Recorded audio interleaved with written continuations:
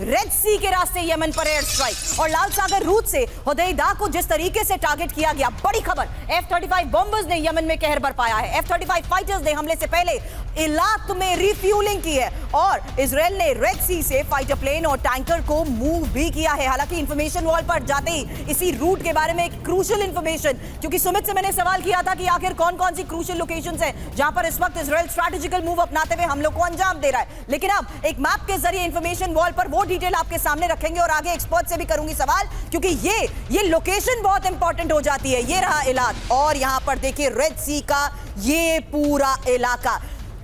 Bakshi sir, red सी को लेकर तो कई सवाल इससे पहले हम तब उठा चुके हैं जब यमन से किस तरीके से हुती ने हाईजैक किए हैं शिप्स। ये वो इंपॉर्टेंट कमर्शियल रूट है जहां पर अभी तक हुती हम लोग को अंजाम देने में कामयाब रहा था।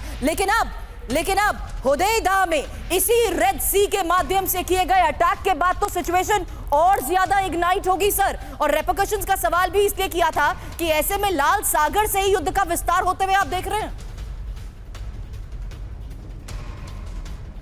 नहीं, बिल्कुल देखिए, अगर और बाकी सारे ओवरलैंड रूट लेते तो उनको दूसरे देशों के ऊपर से ओवरफ्लाई करना पड़ता, उनकी परमिशन चाहिए थी, अमेरिका की सपोर्ट चाहिए था कि उनको ओवरफ्लाई की परमिशन मिले।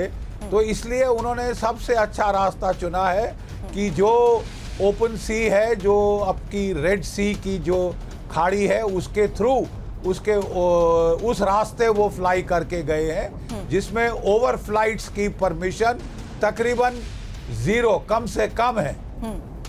मैक्सिमम उनको जॉर्डन के ऊपर ओवरफ्लाई थोड़ा करना पड़ा है, बाकी सब वो जो है ओपन कॉमन्स के ऊपर फ्लाई करके गए हैं। जी बिल्कुल सर। लेकिन एक और तस्वीर मैं यहां पर दिखाना चाहूंगी, क्योंकि इस तस्वीर में अब 2 तारीख आपके सामने होंगी और ये 2 तारीख बहुत इंपॉर्टेंट है, जहां आपको देखना होगा कि कैसे इससे पहले 19 जुलाई को ये बड़ी खबर सामने आई थी। 19 जुलाई जब तेल अवीव पर ड्रोन अटैक हुआ था और उसके बाद अब 21 जुलाई की वो महत्वपूर्ण खबर जो आपको फुल एंड फाइनल में पहले ही बता दिया गया था कि किस तरीके से हमले को लेकर बड़े संकेत मिल रहे हैं और हुआ भी बिल्कुल वैसे ही। हुदैदा पर आईडीएफ ने बड़े हमले को दिया अंजाम।